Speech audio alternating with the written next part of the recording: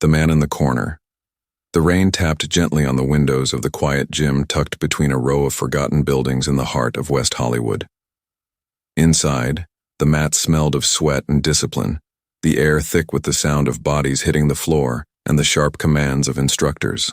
It was just past 7 in the evening, and a fresh batch of students were getting ready to begin their first jiu-jitsu session. Most were young, eager, bouncing on their toes like restless energy trapped in flesh. Some were there for self-defense, others for fitness, and a few for pride. In the far corner, wearing a simple gray hoodie and black joggers, sat a man who didn't quite fit the room. He was older than the others, quieter too. His head was bowed, his long hair falling over his face. He stretched calmly while the others chuckled and cracked jokes about the new guy sitting alone like a monk. They didn't recognize him, at first. It wasn't until a boy with dyed blue hair leaned in closer that the whisper passed around the room like wildfire. "Yo, that's Keanu Reeves." Suddenly the energy changed, but not the way it should have. Instead of awe, there was snickering. Someone muttered, "What's John Wick doing here, looking to shoot us with his belt?" Another voice said louder, "Dude's like 60 or something. He should be in yoga, not jiu-jitsu." Laughter erupted. Keanu didn't look up, not even a twitch in his jaw. Instead, he calmly removed his hoodie, revealing a lean but toned physique. Scars told stories across his arms and neck, but his movements were gentle, almost too gentle for a fight gym. It made the mocking worse. One guy, a local champion named Trey, whispered just loud enough for everyone to hear, "If he rolls with me, I'll end him in 30 seconds. Hollywood muscles don't work on the mat." The instructor finally walked in, a grizzled Brazilian named Sergio with years etched into every wrinkle. He clapped his hands and got the class moving. Warm-ups first. Rolls, break falls, hip escapes. Keanu followed the drills with quiet precision, his body moving like he'd done it before. But still, he never tried to stand out. Others pushed harder, louder, trying to prove something. Keanu just breathed and moved. Then came sparring. Partners lined up. It was random. Fate or coincidence, no one knew. But Keanu ended up across from Trey. There was a pause. The room went quiet. Phones discreetly pointed. No one expected much. A few even smirked. Trey grinned like a wolf and said, "Ready, Grandpa?" Keanu simply nodded. They bumped fists. What happened next lasted exactly 14 seconds. From the opening position, Trey lunged aggressively, going for a collar grip. But Keanu sidestepped, redirected the arm, and smoothly transitioned into a trip. Trey's body slammed into the mat harder than expected. Before anyone could register it, Keanu had passed the guard, moved like water, and locked in a collar choke. It was tight, precise, dangerous. Trey tapped out. His palm hit the mat 3 times. The room froze. Sergio raised an eyebrow. Then he smiled a little. "Nice technique," he said. Keanu helped Trey up without saying a word. He even patted his shoulder. But Trey shrugged him off, his pride bruised deeper than any choke could reach. The whispers changed tone. "Was that luck? Wait, did he train before?" That was fast, but Keanu didn't stay to explain. After the class, while others debated and speculated, he quietly picked up his bag, bowed to Sergio with deep respect, and left the gym like a shadow slipping into the rain. But what no one knew was that this was just the beginning. Behind Keanu's calm eyes was a story, one not of fame or fortune but of pain, promise, and a silent vow made years ago in a hospital hallway. A promise he intended to keep no matter how many mats he had to bleed on. And someone had been watching. Someone who would not stay silent any longer. The vow in the hospital hallway. The rain hadn't stopped. It painted the streets in silver rivers and blurred the reflections of city lights like memories too heavy to hold clearly. Keanu walked alone, his gym bag swinging gently at his side, his breathing calm. But inside him, a storm was rising. The moment Trey tapped, the room's energy had changed, but Keanu had felt none of their reactions. Not the surprise, not the tension, Not even the hush that came after his quiet exit. His mind was no longer in that gym. It had traveled backward, years into the past, to a hallway that smelled like antiseptic and sorrow, where a young boy with trembling hands had whispered, "I don't let them hurt again. Not like they hurt me, please." The boy's name was Elias, 12 years old, small for his age, all bones and bruises. He had wandered into Keanu's life during a charity hospital visit, one of many appearances Keanu made away from cameras. No red carpets, no staged photos, just silence, genuine concern, and the kind of kindness that needed no applause. Elias had been sitting alone near the pediatric trauma unit, his arm in a cast, a healing cut over his brow, and fear in his eyes that ran deeper than the wounds on his skin. Keanu had seen many types of pain in his life. The quiet kind, the loud kind, the kind that clung like smoke to those who had no voice. But what he saw in Elias was different. It wasn't just pain. It was a plea. And something inside Keanu had responded. He sat with the boy for hours that day. No cameras, no security, just the two of them and the slow ticking of the hospital clock. Elias spoke slowly, haltingly. He had been jumped in a park by older boys. They said he looked weak. They said he didn't belong. They called him names, shoved him down, laughed when he cried. The police report would later say minor injuries. But Keanu knew there was nothing minor about the way shame cuts through a young spirit. As he held the boy's hand, Keanu felt something shift in him, not as an actor, not even as a man, but as someone who had once been helpless too. Someone who knew the sound of loneliness and the sting of being ignored when it mattered most. In that hallway, under flickering lights and the smell of bleach, he made a promise he didn't say out loud. A vow born not of ego, but of responsibility, to return to the mat, to train again. Not for movies, not for fame, but to grow strong enough and humble enough to stand between kids like Elias and the cruelty of the world, to become, even at his age, a student again, to be better. For them. So when Keanu had walked into that jiu-jitsu class days ago, he hadn't come to prove anything to anyone, not to Trey, not to the other students, not even to the instructor. He came because somewhere out there, a boy still limped when he walked. He came because bullies didn't just grow up, they got worse. They wore suits, ran systems, controlled spaces, and often no one stood up to them. He had failed to stop Elias from being hurt. He would not fail the next one. The next morning, back at the gym, things felt different. The students weren't mocking anymore, but they weren't welcoming either. It was a tense curiosity. Trey hadn't shown up. Word had gotten around that he was still recovering from the humiliation. Some whispered he was planning to challenge Keanu again. Others said he'd never come back. Either way, Keanu stepped onto the mat with the same quiet presence as before.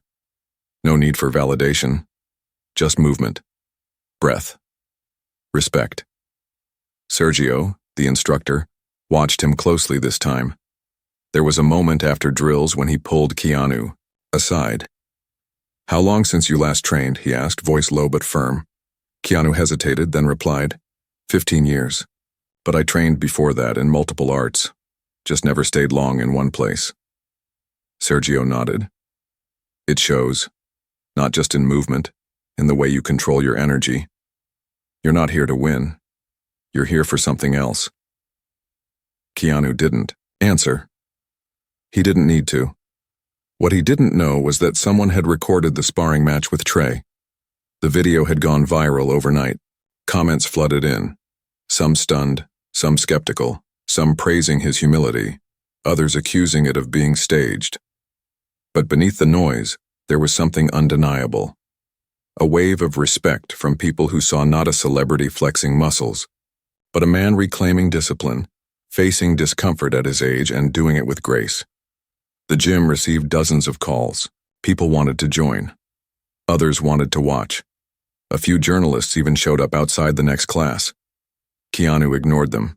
He wasn't there for stories. He was there to struggle, to sweat, to learn.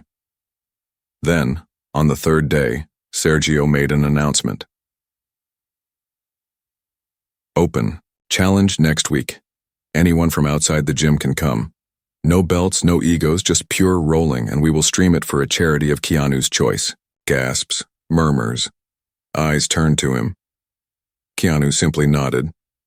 Later that evening, as the gym emptied and the rain began again, Sergio approached him at the lockers. "Why'd you agree?" Keanu paused, then said softly, "Because there's a boy out there who thinks he's weak, and if he watches and sees someone stand up without anger, without hate, just with heart, maybe he'll believe he's not alone." Sergio looked at him for a long moment. "You know someone will come to break you on that mat, someone bigger, younger, stronger." Keanu smiled faintly. "Good. I didn't come to win. I came to rise." But across the city, in a dark room filled with trophies and bitterness, someone else watched the video again and again, not with admiration, not with curiosity, but with vengeance burning behind narrowed eyes. He cracked his knuckles and whispered, "You think you're humble? Let's see how humble you are when you're broken in front of the world." And so, the stage was being set, and Keanu had no idea who had just entered the game. The challenger and the girl with the scar. The days leading up to the open challenge passed slowly but with heavy weight. Every moment at the gym felt different now, like the walls had started to breathe, watching with silent judgment, waiting for something to happen. The students trained with a new intensity, feeding off the buzz surrounding Keanu's presence. No one mocked him anymore. The silence around him wasn't born of exclusion now. It was the silence that came from respect mingled with awe and uncertainty. Even those who had laughed just days ago now whispered advice or offered fist bumps during drills, trying to connect without looking desperate. But Keanu kept his focus inward, never seeking attention, never lingering after class. He moved like a man on a mission, each step guided by something heavier than pride, deeper than performance. Meanwhile, outside the gym, the name of the challenger had finally surfaced: Logan Crane. An underground legend in the no-guy circuit, 6'4", black belt, undefeated in local submissions-only tournaments, known for aggression, not grace. He had the kind of ego that needed a stage, and the video of Keanu choking out Trey had lit a fire in him. Not because he hated Keanu, but because he saw an opportunity to break a legend and ride the wave of that fall to something bigger. Interviews with him began to surface online. He laughed on podcasts, calling Keanu a soft actor in a man's sport. He promised to ragdoll him like a mannequin, and said, "If he lasts more than a minute, I'll retire from the game." Keanu watched none of it, but Sergio did, and it worried him. On the fourth day of training, Sergio made a quiet change. He walked up to Keanu after class and said, "You're not training alone anymore. I have someone for you." Keanu looked at him calmly. "A coach?" "No," Sergio replied, nodding toward the side door. "A partner. She trained here years ago before she disappeared. Now she's back." The door opened and in stepped a young woman, maybe in her late 20s. She moved like she belonged on the mat, each step measured but confident. Her hair was tied back in a tight braid, her face clean of makeup or performance, but what drew attention wasn't her presence. It was the scar. A long, jagged line that stretched from her right eyebrow down to her jaw, like a blade had once tried to carve her face apart but failed. Her eyes met Keanu's and something passed between them. Not recognition, not judgment, but a stillness. She extended a hand and said, "My name is Lena. I heard you need someone to push you." Keanu shook her hand. "I don't need easy training." "Good," she said with no smile, "because I don't do easy." What followed was a week of transformation. Lena was relentless. She rolled with Keanu like she was fighting a ghost. No wasted energy, no mercy. She pushed him beyond fatigue, beyond frustration. Her transitions were tight, her submissions sharp, and her pressure suffocating. At first, the students watched with concern. They didn't understand why Sergio would allow a woman to beat Keanu so thoroughly in front of everyone. But after the third session, it became clear. Keanu wasn't being broken. He was evolving. Each time Lena choked him, he returned faster. Each time she passed his guard, he adjusted. The actor disappeared, and what remained was something quieter, more focused, more dangerous. In the locker room, Lena rarely spoke, but on the fifth night, after a particularly brutal session where she had caught Keanu in a triangle choke 3 times in under 10 minutes, she sat beside him and asked, "Why are you doing this?" He wiped sweat from his forehead and replied, "Because someone once told me to never stand by while others suffer." She was quiet for a long moment. Then she said, "My scar, it's not from a fight. It's from silence." Keanu looked at her. "I was 16. Someone tried to hurt my little brother. I froze. Did nothing. When I tried to stop him, it was too late. I got this trying to pull him away." Her voice cracked slightly, but her eyes didn't lose focus. "He never walked again. I live with that every day." Keanu nodded slowly. "I know that kind of pain." "Then don't let it own you," she said. "Fight back with every inch you have." They didn't speak after that. They didn't need to. The bond was set. By the 7th day, news of the open challenge had spread like fire. The gym's social media exploded. The live stream was scheduled. Donations were rolling in. People weren't tuning in to see a match. They were tuning in to see if a man past his prime, mocked and underestimated, could stand in a storm against a fighter half his age and twice his aggression. They wanted to see heart versus ego, humility versus dominance. The night before the challenge, Keanu stayed late on the mat after everyone left. The gym was dark except for one light above the center of the mat. He knelt quietly, breathing, remembering. He thought of Elias, the boy with broken bones and brave eyes. He thought of Lena, of her scar and her courage. He thought of all the people who never got back up. And he whispered something no one heard but the walls. "I'm not here to win. I'm here to stand." Outside, the wind howled. And across town, Logan Crane slipped on his custom rash guard, smiled at his reflection and said, "Tomorrow the world remembers my name." The mat under the lights, Saturday arrived with a weight in the air that pressed down on everything like a silent storm waiting to break. The gym had been cleaned twice, mats wiped to a shine, cameras installed at every angle. Extra lighting rigs hung overhead, casting a bright spotlight on the center mat while leaving the edges of the room in purposeful shadow. The crowd wasn't just students and friends anymore. Reporters lined one wall, influencers with their phones out lined another, and thousands more waited behind screens across the world, tuned in to the live broadcast labeled simply, Keanu Reeves versus Logan Crane. Open challenge for charity. But inside the gym, under the lights, none of that noise reached Keanu. He sat on the bench near the locker room door, dressed in a plain black rash guard, taping his fingers in silence. His breathing was calm, even. There was no warm-up, no stretching, just stillness, like the center of a hurricane.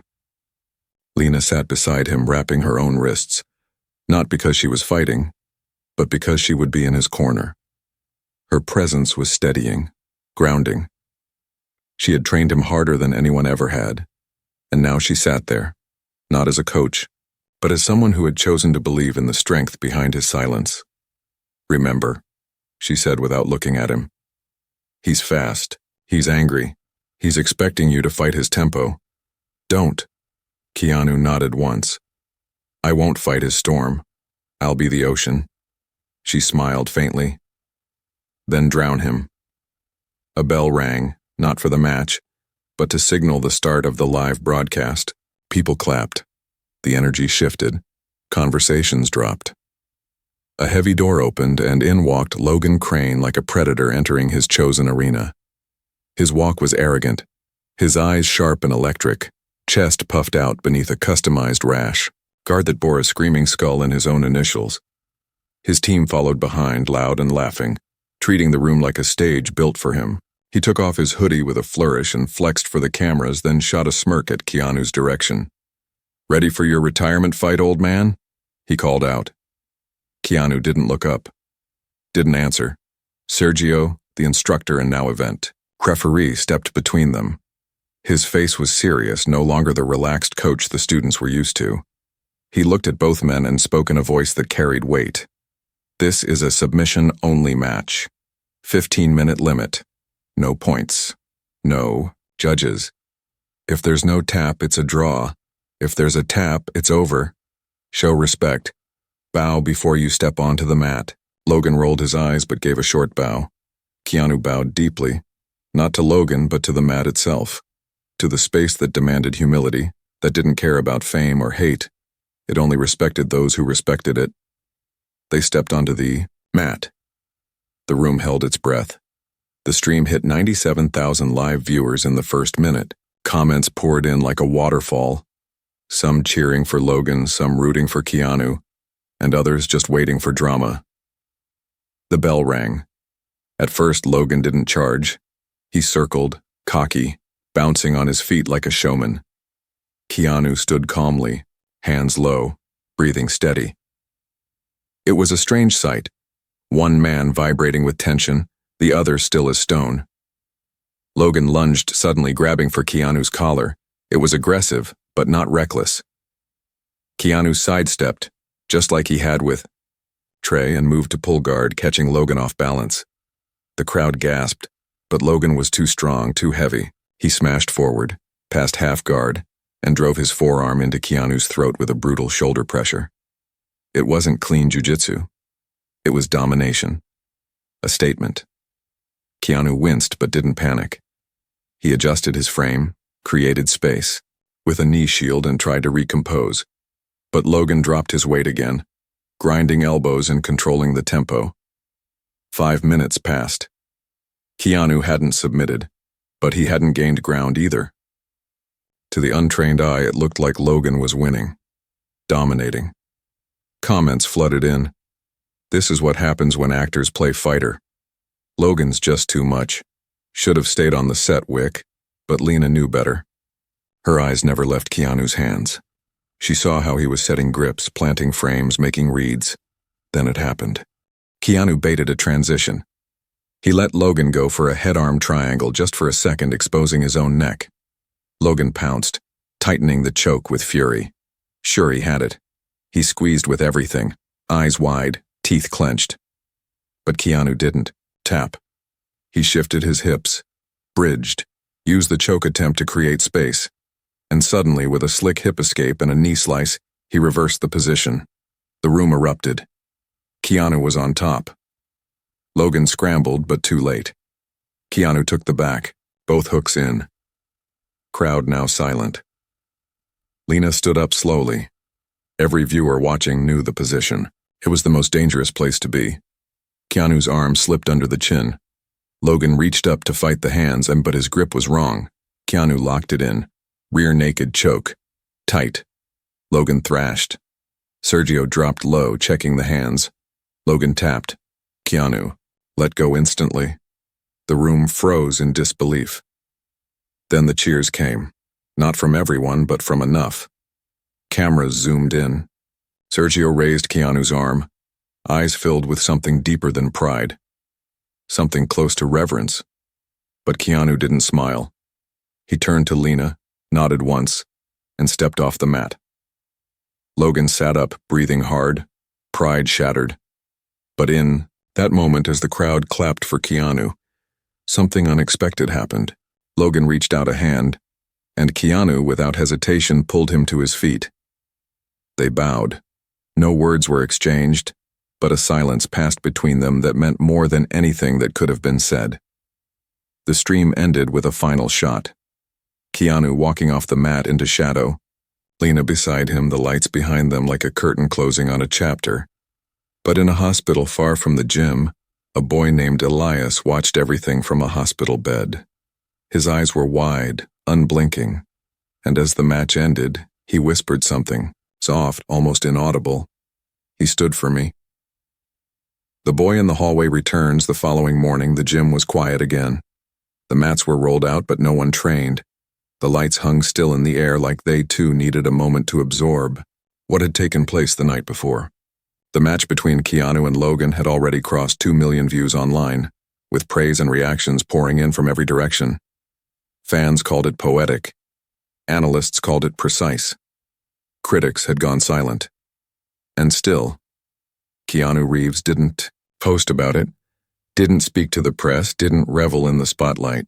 Instead, he returned to the gym just before sunrise, before the world could catch its breath, and sat on the mat alone, eyes closed, breathing in the stillness that could only exist before a city woke up. His body ached.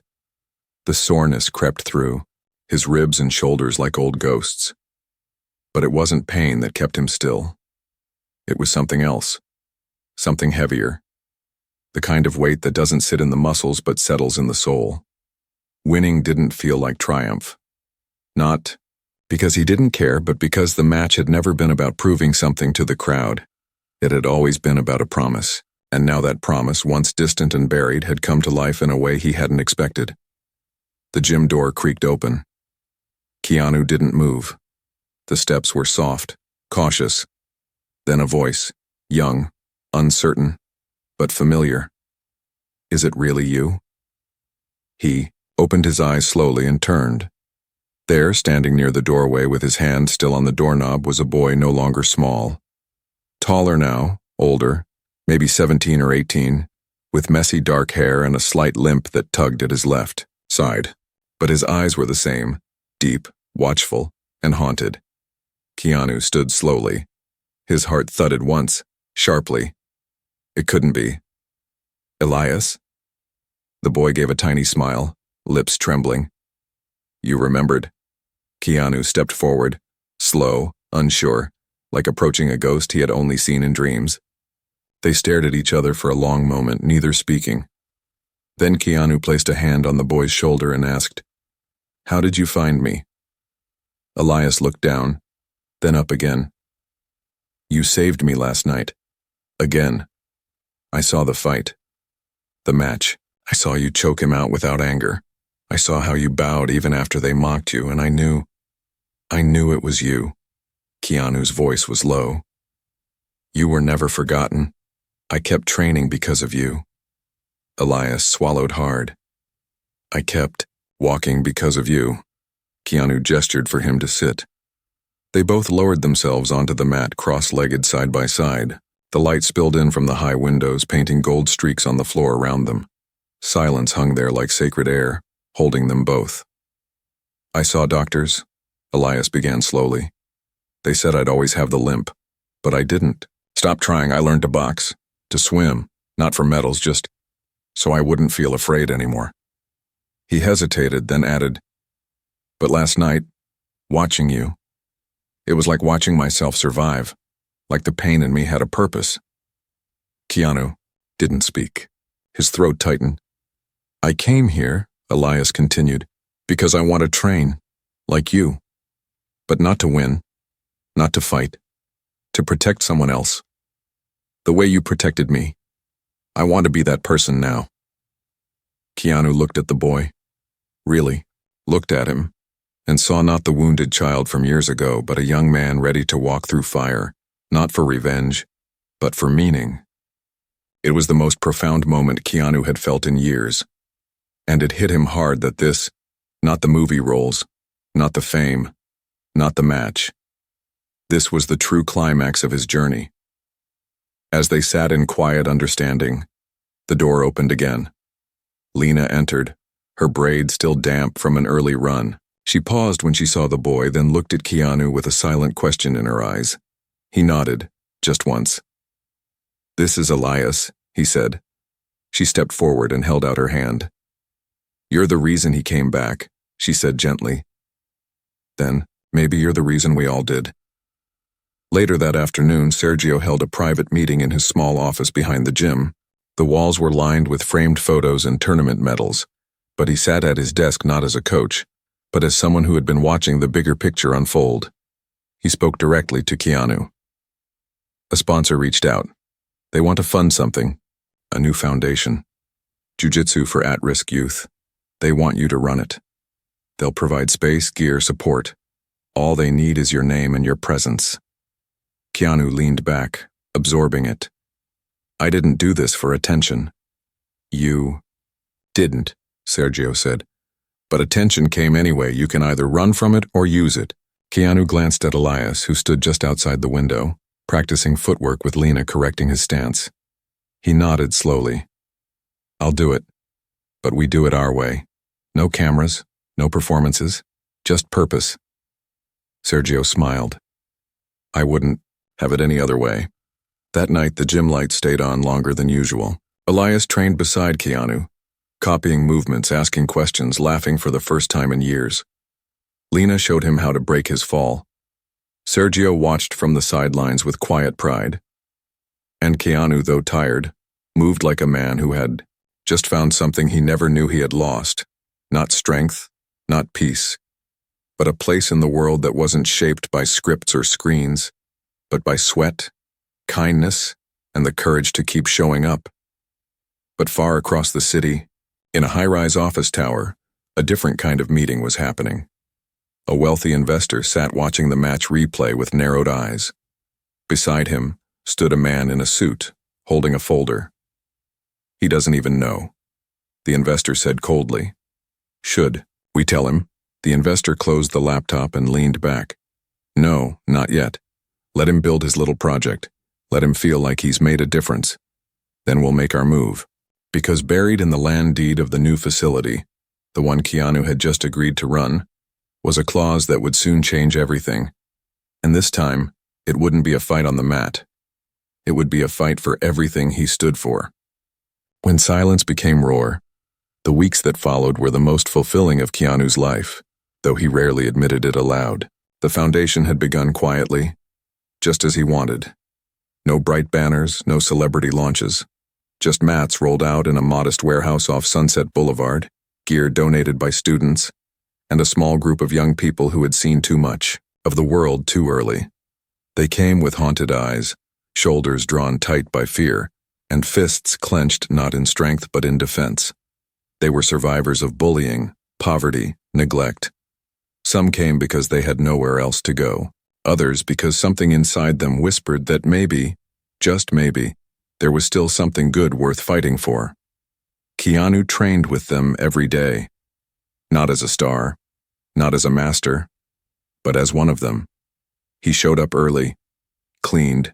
The mats taped his fingers beside the kids, rolled with beginners, lost without ego and won without pride. Lena became his co-instructor, shaping the girls into warriors of quiet resolve. Sergio visited often but kept a watchful distance, smiling when no one noticed. And Elias, the boy who once trembled in a hospital hallway, now moved with a quiet fire, teaching the smaller ones how to break their falls and rise again. They called the place Mat of Mercy. Not because they pitied each other, but because they learned to carry one another, to fall with grace, to rise with purpose, to fight with heart. But all peace invites disruption. And one morning, just as Keanu was lacing up the kids' loner, "Jis." Lena walked in with her phone clutched tight, her face pale, voice shaking. "You need to see this." The video was short, a leaked document, a city proposal, a headline across a major network. Keanu Reeves' youth gym sits on land tied to major corporate redevelopment plan. Below it, footage of a suit-clad investor, shaking hands with a politician, with blueprints showing a luxury hotel and spa complex where the gym now stood. Keanu stared at the screen, unmoving. "They knew," Lena said. "They knew before the match. The investor owns the land. The charity was just a move to use your name, to drive up value, win public trust, and then evict the kids once the contract was signed." Keanu read the clause buried deep in the contract he had been too trusting to dissect. A clause that gave the developer full control of the property after 6 months, regardless of who occupied it. It felt like betrayal in slow motion. Sergio arrived minutes later, already aware. He had seen it coming. He placed a thick folder on the mat. Inside were copies of communications, timelines, and evidence he had quietly gathered, emails, purchase logs, internal memos from the investment firm.